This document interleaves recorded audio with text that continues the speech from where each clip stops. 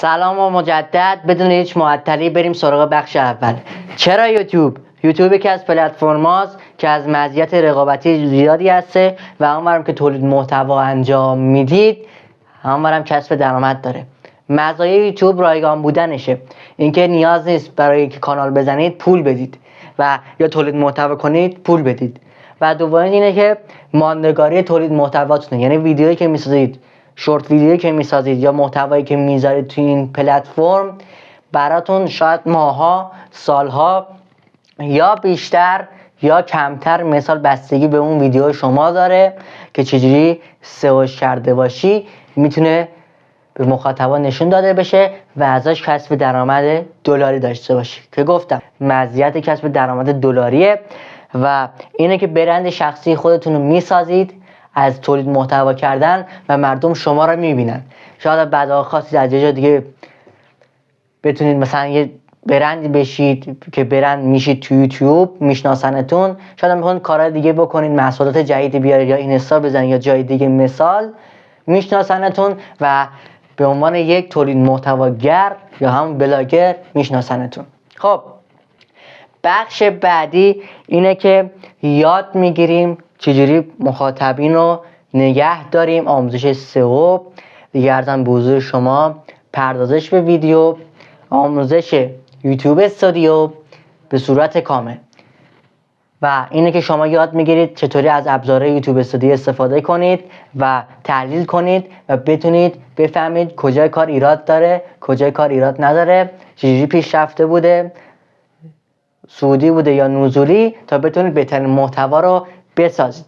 خب میرسیم به این که خیلی هستن که میگن ما هی میخوایم یوتیوب رو شروع کنیم ولی وسیله‌شو نداریم، تجهیزاتشو نداریم. وسایلش چیه؟ وسایل خاصی شما نیاز نداری. شما یک گوشه موبایل داشته باش، یک گوشه موبایل داشته باش، چنل ما رو داشته باش، کانال تلگرامی رو داشته باش، آموزشی که تو این پلیلیست قرار میگیره، گفتگویی تو کانال تلگرامی داریم، دیگه چیز دیگه نیاز نداری.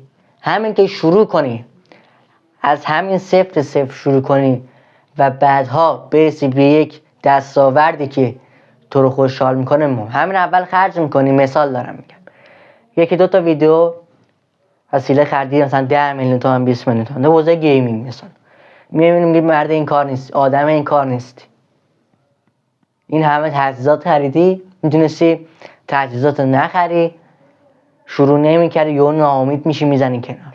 به خاطر همینه همه یوتیوبرها میگن از همون گوشی که تو دستتون استفاده کنید تا ببینید میتونید تو این پلتفرم دوام بیارید یا نه. خب نکته بعدی اینه که اصول فیلم برداری و ادیت رو یاد میدیم. اصول اولیه‌شو این که شاید هم بیشتر شما بگید من پول ادیتور ندارم بدم یا ادیت بلد نیستم بکنم. اصلا نگران نباشید، تو این پلیلیست آموزش اولیه‌شو میذاریم که بتونید با برنامه همچون کپکات، الایت موشن، اینشات و کاین مستر و بقیه برنامه مرتبط که بتونید باش یه کار خفن جمع جور کنید بهتون یاد داده میشه و از این ورم طراحی یاد میگیرید. بخش بعدی ساخت چنله که گفتم تو ویدیو اول همین پلیلیست، ساخت چنله، برو تماشا کن. خب بخش دومش کار داریم. پایه و اساس ساخت چنل چیه؟ چنل آرت، پروفایل، کپشن، بیو و موضوعی که باید انتخاب کنیم. خب طراحی اینا رو آموزش اولیشو براتون میذاریم که بتونید شروع کنید. خب این از این. بخش بعدیش میرسه به چی؟ اینه که یه تقویم محتوایی میسازیم، بستگی هر کدوم به شرایط خودش، بستگی به مخاطبش، بستگی به تایمش. به خاطر چی میگم من پلیلیست رو آماده کردم؟ همه زنجیروار به هم دیگه وصله. اگر قلاب ویدیو نداشته باشی میاد همین بالا، همین تامنلی که هستش. خیلی همین جدی نمیگیرن، همین میشه که ویدیو شما آمارش میاد پایین. هر چیز کوچیکو جدی نگیری، نشینی ببینی، ردش کنی، ممکنه تو همون به مشکل بخوری. پس بهتره این پلیلیست من حالا حجمش رو میخوام کمتر کنم ولی محتوای بهتر باشه، مثلا تعدادشون مثلا یه تعدادی باشه که بتونید ببینید و انشالله میبینید و با حمایت های شما این ویدیو این پلیلیست به بقیه افراد نشون داده میشه و اونایی که واقعا نیازمندن بیان این ویدیو رو ببینن. خیلی ها دغدغه اینا دارن من برم دوره یوتیوب بخرم. آره دوره یوتیوب خیلی خوبه. اون دوره یوتیوب رو خرج تبلیغات مثال دارم خرج تبلیغات میکنی و از اون تبلیغات ممبر میاری برای خودت، ساب میاری برای خودت، مخاطب ثابت میاری برای خودت. البته که با شورت ویدیو با ترفندایی که میگیم میتونید ساب بیارید، میتونید از لانگ ویدیوهاتون ساب بیارید. فقط اینه که باید زنجیروار این مطالب رو هم یاد بگیرید و اگه خواستید یادداشت کنید. این بخش ها خیلی مهمه و قراره که بهتری کنه. نکته بعدی فرق تفاوت بین ویدیو لانگ و ویدیو شورته که میدونم همتون بلدید، اینه که ویدیو لانگ بیشتر از 2 دقیقه و 4 دقیقه است و مخاطبایی نگاه میکنن که از اون طریقم واچ تایم براتون میاد که واچ تایمتون پر بشه. واچ تایم ویدیو لانگ و ویدیو شورت جداست، اینو داشته باشید. خب حالا ویدیو شورت چیه؟ همون که از اسمش مشخصه زمان کوتاه‌تری داره، 60 ثانیه‌ایه یا 180 ثانیه‌ایه. خب این چیه؟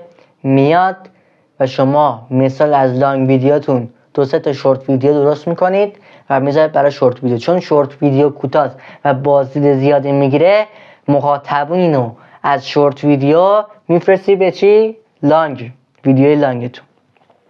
پس از این طریق از طریق ویدیوهای کوتاه سرچ خود یوتیوب، پیشنهادهای خود یوتیوب، این 3 تا منبع 4 تا منبع داره میاد ویدیو شما رو پیشنهاد بده. چرا پس نتونی؟ پس میتونی، فقط اینه که یاد بگیری. آموزش سئو که گفتم دیگه، طراحی پروفایل و چنل آرت و اینا رو میذاریم و شاید هم موقعیت مکانی ویدیو عوض بشه تا آموزش ها تغییری بکنه و بتونیم بهترین عملکرد داشته باشیم. و اینه که خلاصه واری از بخشایتون پلیلیست رو بهتون گفتم.